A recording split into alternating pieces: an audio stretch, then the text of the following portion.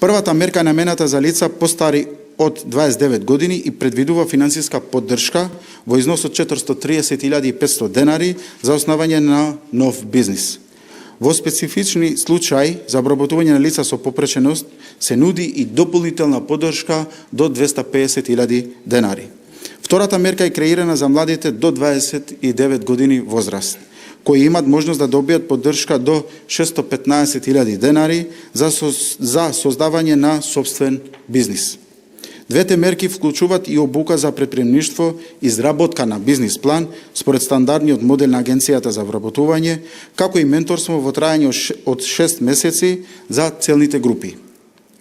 Вклучувајќи лица со попреченост, припадници на ромската заедница, жени од руралните средини што започнуваат агробизнис, како и жена од ранливи категории.